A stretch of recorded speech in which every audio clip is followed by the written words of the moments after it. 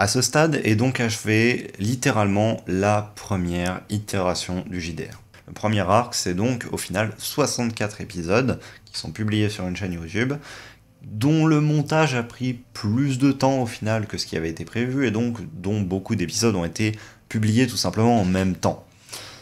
Et le truc, c'est que en parallèle à cela, donc en complètement off-cam, la question de continuer ou non se pose. Suite à de nombreuses consultations avec les joueurs, il s'avère que la majorité d'entre eux ont envie de continuer.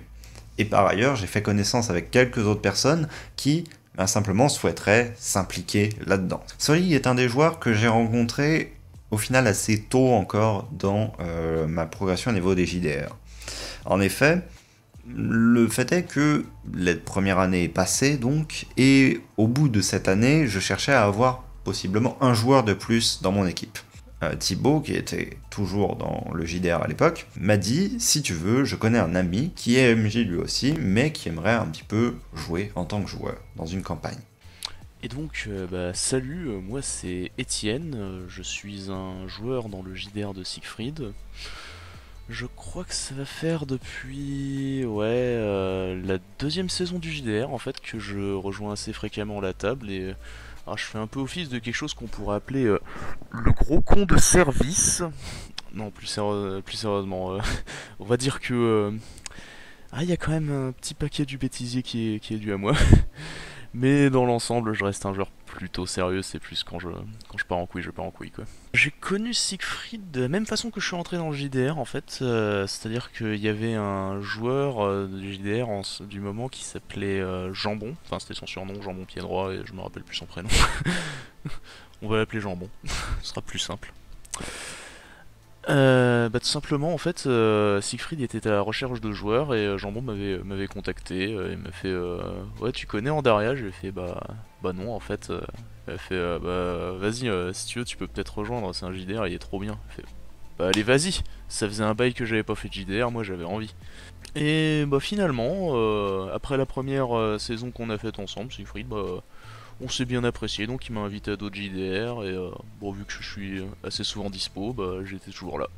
Donc il m'a mis en contact avec cette personne était Solig, et donc on a très rapidement sympathisé. On a donc fait une première petite session de jeu de rôle avec lui, il s'avère que celle-ci s'est extrêmement bien passée, que je l'ai trouvé très intéressant et très impliqué dans son personnage, et donc du coup je lui ai dit bah écoute, t'es complètement le bienvenu dans le groupe, tu peux venir. Il n'y a aucun problème avec ça. Et du coup, on a rajouté un 5e joueur dans cette équipe de 4 joueurs que l'on avait à l'origine. En termes d'anecdotes, j'en ai quelques-unes. Bah, déjà, par pur exemple, le moment où Siegfried s'est rendu compte que j'étais un attardé. C'est-à-dire qu'en fait, c'était la première séance, la toute première, vraiment la séance 0, où on a présenté mon premier personnage, Vezek, qui était un Seal, une espèce d'homme lézard. Et en fait, on était dans un désert, et Siegfried décrivait une petite bestiole qui s'appelait un trouve-source. Donc trouve-source, quelque chose qui trouve des sources. Et en fait, ça s'appelait comme ça parce que c'était un petit mammifère et ça trouvait des sources, parce qu'il fallait les traquer si tu voulais trouver les bonnes sources dans le désert. Et alors moi, en fait, c'était probablement dû en partie au fait que j'avais mal entendu, et en autre partie du fait que je suis un peu con. Mais j'avais compris trouve sauce, ce qui n'a absolument aucun sens, parce que de toute façon trouffer n'est pas un verbe. Et en fait, il s'est passé peut-être 10-20 minutes où j'écoutais ça sans trop comprendre. Puis à un moment, j'interromps Siegfried et je fais mais par contre, en fait, depuis tout à l'heure, je comprends trouve sauce. C'est pas leur nom, ça. Et s'en est suivi un petit fou rire. Je pense que c'est là où Siegfried a compris que j'étais vraiment j'avais un petit truc spécial dans ma tête. Depuis maintenant, il est préparé à peu près toute éventualité. Enfin, presque toute éventualité. Donc, avec notre équipe de Yoka, Thibaut, Maël et Axel, on y a rajouté Sully. 5 joueurs, c'est beaucoup à gérer, et d'autant plus quand on est MJ débutant. Ça a posé quelques problèmes. La plupart ont été gérés soit sur le coup, soit après coup. Mais toutefois, je vais pas dire que c'est l'expérience la plus reposante. Je vais être très honnête, si vous êtes MJ débutant, je vous déconseille fortement d'aller vers plus que 5 joueurs. 4 joueurs, limitez-vous à ça, c'est déjà amplement suffisant. Vous avez déjà suffisamment de choses à réfréner et suffisamment de matière sur laquelle travailler. Vraiment, 5, c'est pas du tout ce que je vous conseille. Alors, il y a un truc quand même sur les JDR qui moi m'a beaucoup marqué, c'est le pont. À savoir que le pont a été vraiment pour le coup, je vais pas dire presque une dispute, mais l'un des rares vrais moments où j'étais en total désaccord avec lui, parce que pour moi il y avait conflit, il y avait un truc qui n'allait pas, on venait de me baiser grave. Pour rappel, en fait, l'histoire du pont, c'était dans la saison 2 d'Andaria, donc je jouais Pharaon, le roi solitaire, on était en train de se balader, on avait passé un village, machin, tout ça, on avait combattu des trucs, tout ça, et on arrive donc on était sur une route, on suivait la route pour se rendre à la ville de Salian, si je dis pas de bêtises. Et on passe sur un pont. Donc, moi je me dis, bah c'est un pont, MP, tu vois, je passe du go, je traverse le pont, quoi. Je traverse le pont craque sous mon poids, je tombe dans la rivière. Et je me fracasse contre une pierre parce que c'est un échec critique. Et alors là, je suis en mode, mais il se fout de ma gueule! Comment je peux passer à travers un pont en pierre? Puis lui me dit, mais j'ai jamais dit que le pont était en pierre, c'est un pont en bois. Puis je regarde en mode, mais un pont en bois, pour des charrettes, sur une route commerciale. Nani! Et en fait, on a resté à débattre pendant au moins un quart d'heure, parce que j'étais en mode, c'est totalement injuste, parce qu'il ne m'avait pas signifié la gueule du pont, et que pour moi, j'étais dans l'idée qu'une route commerciale, ça passe par des gros ponts de pierre, des trucs solides, vu qu'il y a des trucs lourds qui passent dessus, et qu'on n'aurait pas idée de faire un pont en bois qui pourrait s'écrouler. Et en fait, il était en mode, bah si, les ponts en bois, c'est legit pour des routes, ça s'écroule pas quand c'est du gros bois, mais des fois, oui, une planche pourrie, et tu passes à travers. Et moi, j'étais complètement pas d'accord, donc c'est l'une des rares fois où vraiment, pour le coup, j'étais en mode, il se fout de ma gueule, il veut me ruiner mon perso. Sachant qu'en plus, l'échec critique a fait que je suis tombé sur une pierre, que je me suis assommé, que j'ai perdu masse PV et que j'ai failli me noyer, parce que du coup, il fallait que les copains viennent me chercher et on est venu me rattraper au bord de la rivière. Mais pour le coup, j'aurais pu en mourir de ce putain de pont, tout ça parce qu'il m'avait dit qu'il était, il m'avait pas dit qu'il était en bois. Et moi, pour le coup, j'étais en mode, mais tu m'aurais dit qu'il était en bois, j'aurais été prudemment, j'aurais regardé un peu. Pour moi, c'était vraiment de la pierre. Ça, pour le coup, c'était, c'est l'un des trucs où j'ai l'impression de m'être fait baiser. Clin d'œil, mais prochaine fois, tu me décris tes ponts.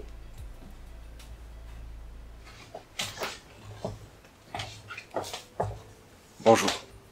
J'ai une autre version des faits. C'est faux! Il ment! Avec justement l'histoire de ce pont, je l'ai fait pour une raison. Il y avait une raison précise et spécifique à ce que j'ai fait ça. C'était à cause de tout simplement une dispute qui avait éclaté à l'intérieur du groupe, juste avant. Et le seul moyen que j'avais trouvé de mettre quelque chose pour distraire tout le monde de cette dispute et que tout le monde arrête de se disputer, est-ce que c'était de la dispute qui commençait à escalader hors JDR? Bah c'était ça. Je tiens à dire que je désapprouve. C'est pas bien ce qu'il a fait. C'est toi qui as commencé. Ouais, c'est ton pont! Vous allez vous dire qu'au final, j'ai très peu parlé des séances de jeux de rôle qui ont eu lieu pendant cette seconde année, mais en fait, au final, il n'y a que très peu de choses à en dire. Oui, ça a été une excellente expérience, et c'est ça qui a mené d'ailleurs au fait que, eh bien, tout simplement, il y a eu lancement d'une 3e saison.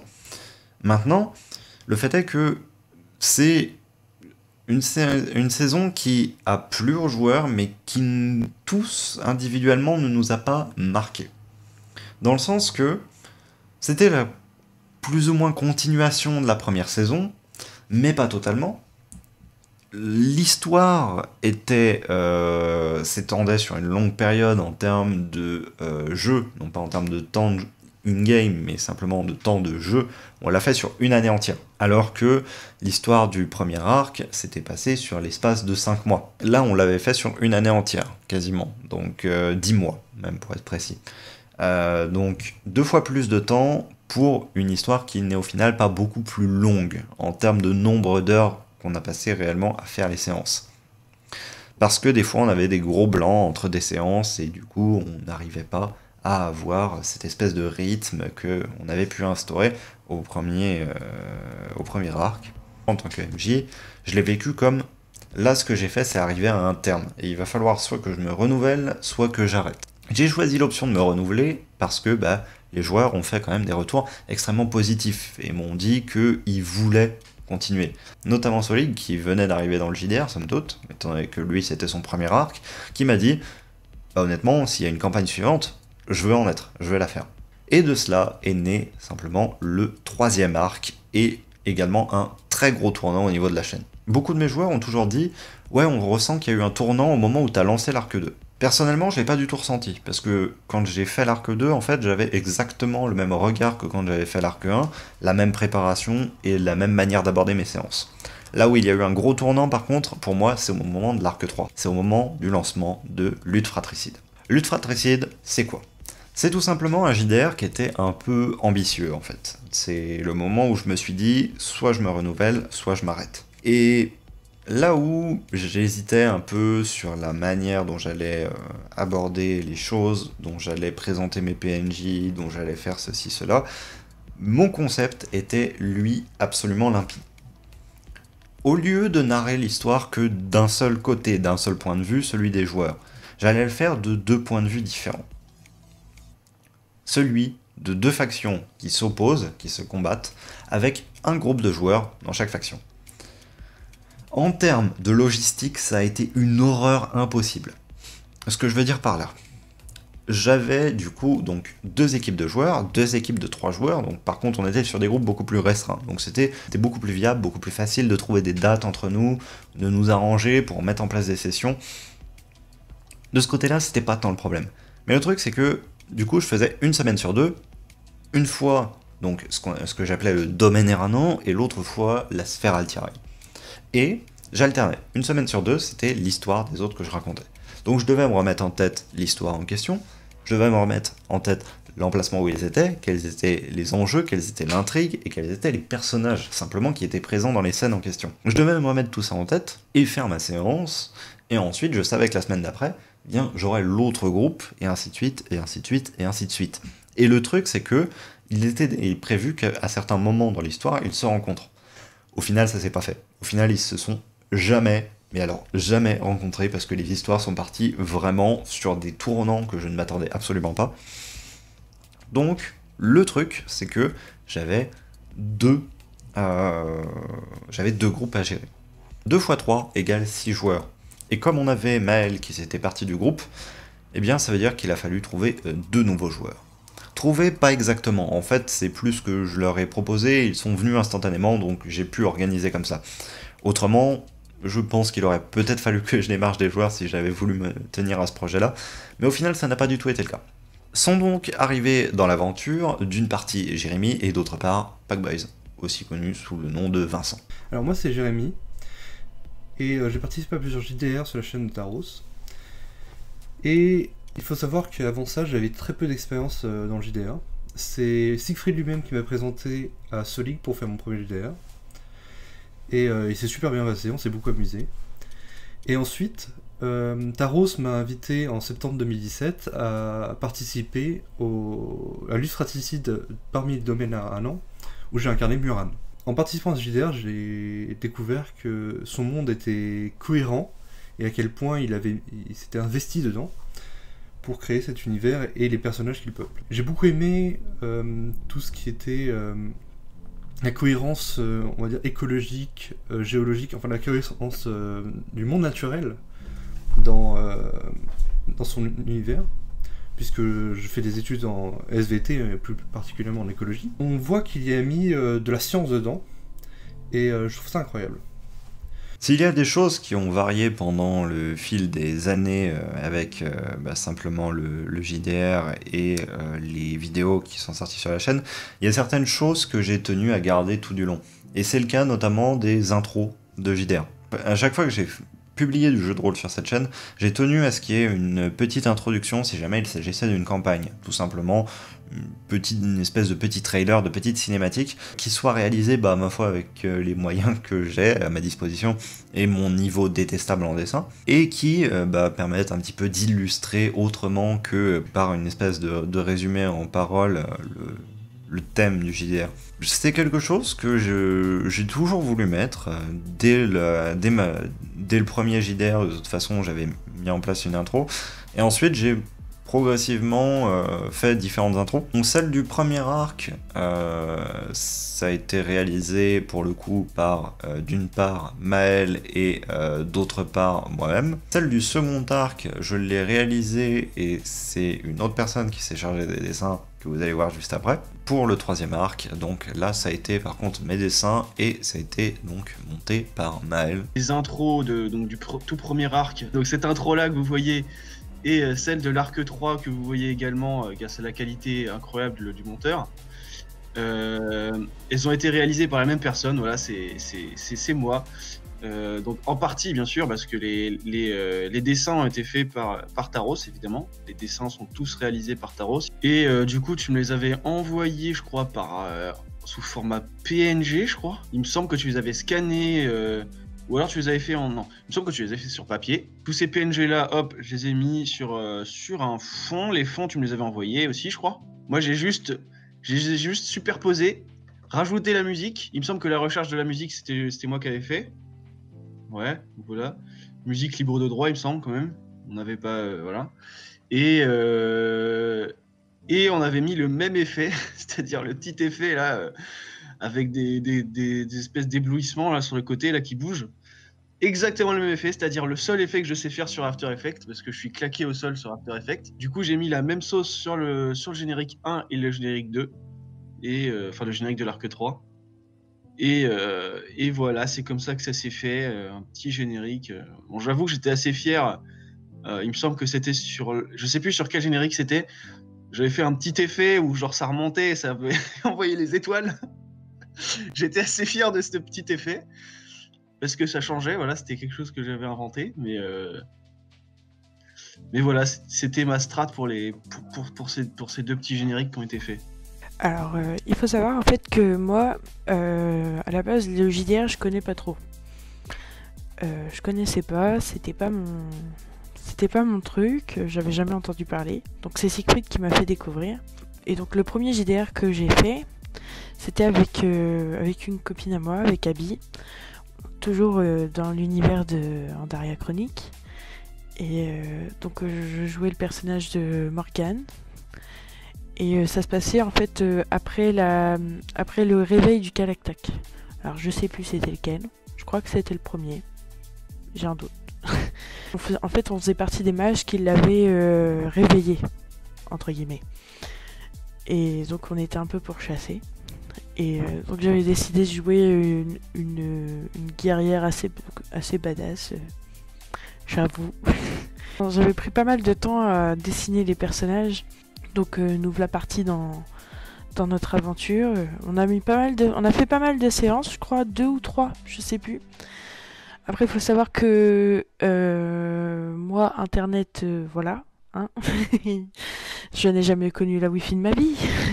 On a fait des séances papier, des séances ordi quand c'était possible. On a fait ce qu'on a pu et franchement on s'était éclaté. Donc comme vous avez pu le constater, donc moi mon truc c'est le dessin. Donc j'ai pu réaliser pas mal de dessins grâce à la chaîne, en rapport avec Antaria, Taros le Vif. Et donc par exemple j'avais fait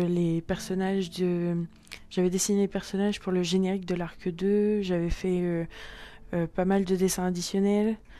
J'ai eu le plaisir de faire le logo de la chaîne par exemple.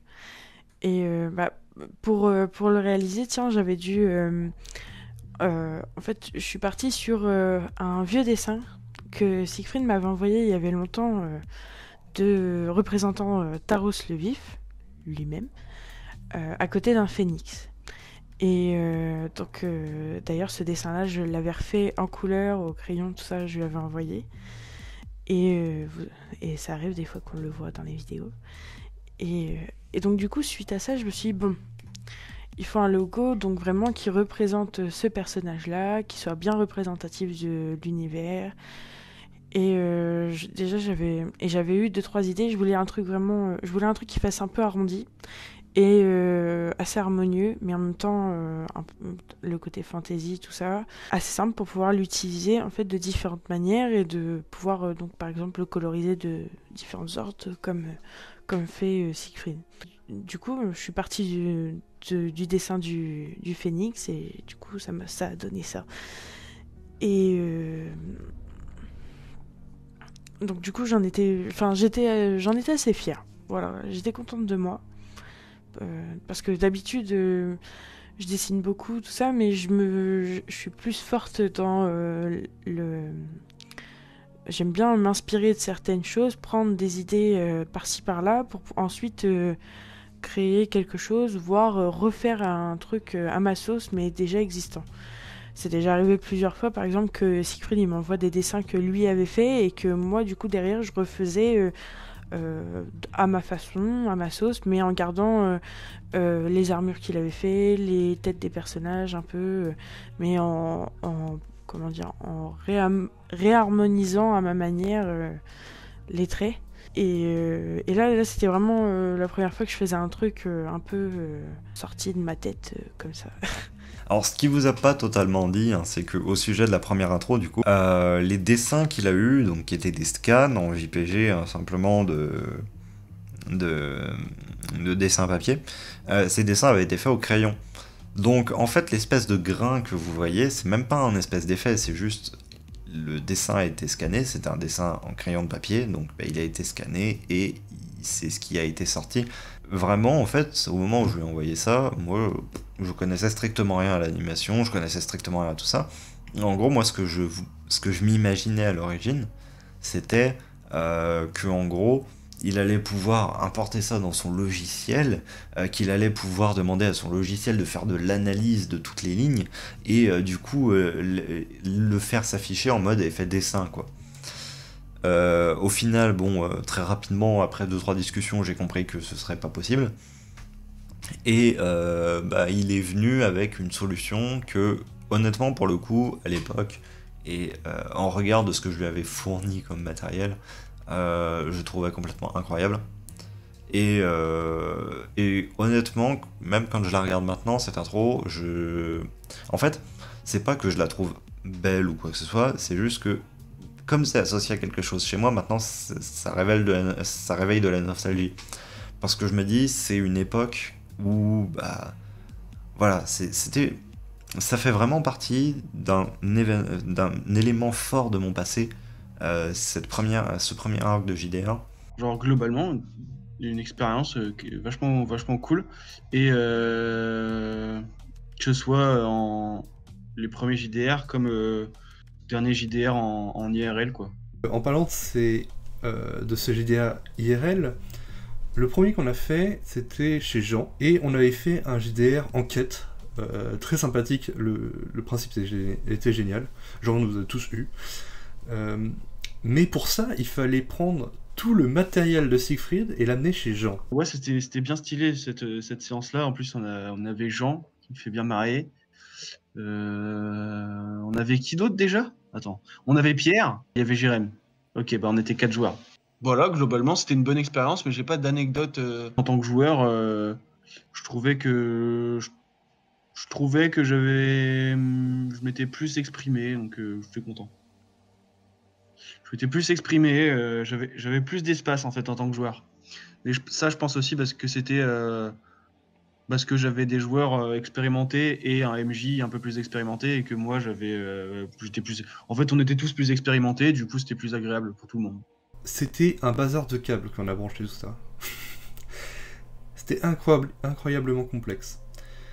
Je sais pas si on le voit sur la caméra, mais tout ça, il y a un portable qui filme au-dessus de la table la carte, et il y a 2 micros pour chaque côté de la table.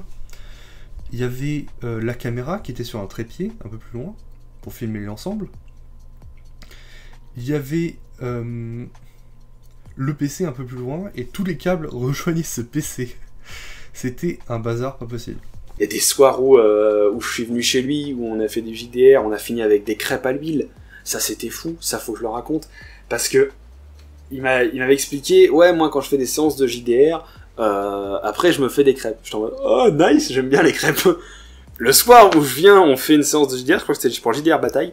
Je faisais le MJ, machin, donc on s'organise, on met le truc en place et tout, PC partout, écran partout, c'est une chaleur du diable. 5 heures de séance, ouais, c'est vrai que en fait ça me paraît pas, moi j'avais l'impression qu'on avait dû garder les joueurs moins longtemps, mais c'est parce que ça a été vraiment très très long.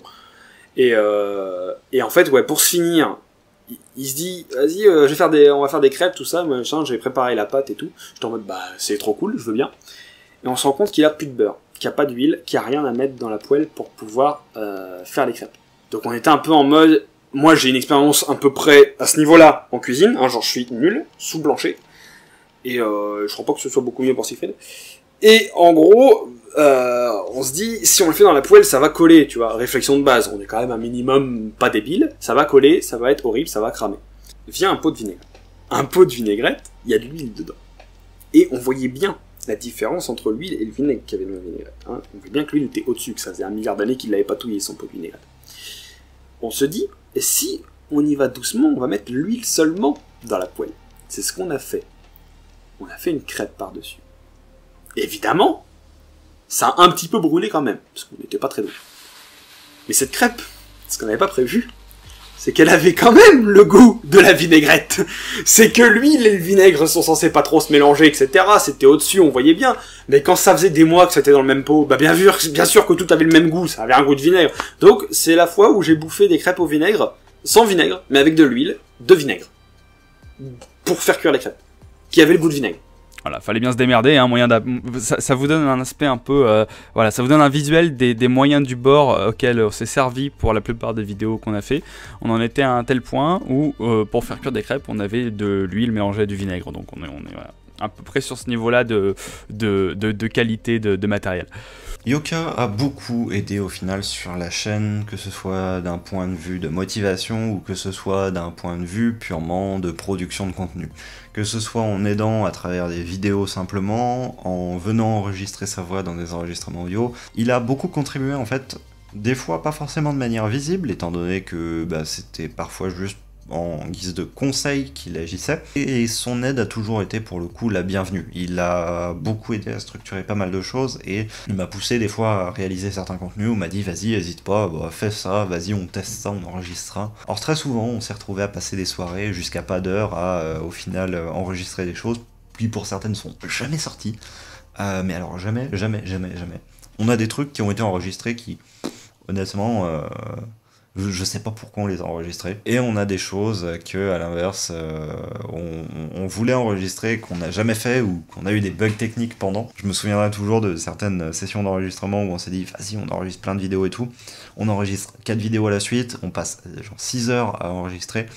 Et là, il s'avère que on a 3 heures sur les 6 sans audio. Genre aucun audio n'a été capturé parce qu'on a eu un petit bug technique pendant l'enregistrement. Alors les enregistrements vidéo, en fait il n'y a pas d'anecdote en soi parce qu'il y a trop de trucs. C'est juste que on a fait tellement, mais tellement de trucs à rallonge. C'est simple, quand on prévoyait une séance une journée d'enregistrement vidéo, au début on s'était dit ouais ça va prendre quelques heures. Les premières fois on a fait des enregistrements ensemble. On a vite compris qu'en fait maintenant, le futur, même aujourd'hui, quand on fait des enregistrements ensemble, il faut qu'on prenne la journée, réellement. Genre, faut qu'on arrive au début d'après ou même le matin, et qu'on prévoit jusqu'à minuit le soir, parce que de toute façon, on va mettre 15 000 ans. Le nombre de fois où on est parti en live parce que on discutait d'un truc, et au final, la vidéo qu'on a fait, qui devait durer à peine 20 minutes, elle en a duré 1 heure, parce que moi j'étais en mode, mais je pose des questions, mais je comprends pas. Donc, on discutait. Le nombre de fois où on a fait le tournage en extérieur, où c'était le bordel. Il y a cette fois où on a tourné en extérieur, justement, sur la fac de Mont-Sainte, et où il y avait l'Armada. On a réussi à tourner le soir d'un événement qui a lieu une fois tous les 5 ans. No joke. Le soir du feu d'artifice. Et alors, on a fait ça, on l'a fait, et on a tourné, et il y avait des gens qui passaient, et genre, c'était tellement awkward parce que t'avais 2 cons avec un caméscope qui était posé en plein milieu d'une fac déserte parce qu'il était 22h30, 23h, et t'avais des gens qui passaient random et qui étaient en mode, mais qu'est-ce que vous foutez là, quoi? Donc ça, je m'en souviens parce qu'on avait vraiment l'air cons. Après, il y a ce truc aussi, on avait tourné dans la bagnole, donc moi j'étais en mode, fallait que je conduise et que je fasse des scènes dans ma caisse, et le mec me filme sur la banquette arrière, je m'en souviens toujours parce que j'avais l'air tellement con à conduire, je me dis, mais il est vraiment en train de me filmer pendant que je passe mes vitesses, quoi, genre, c'est ridicule as fuck, mais pourquoi pas. J'ai joué le jeu, c'était très marrant.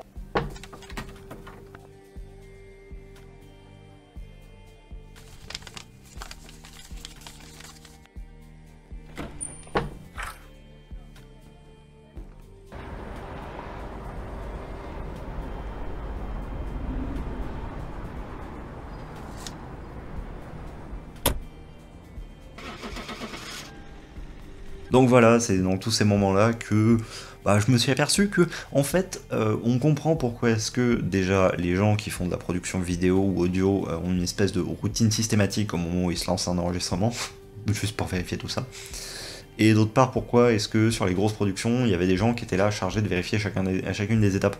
Genre, est-ce que le son est bien enregistré? Oui, non.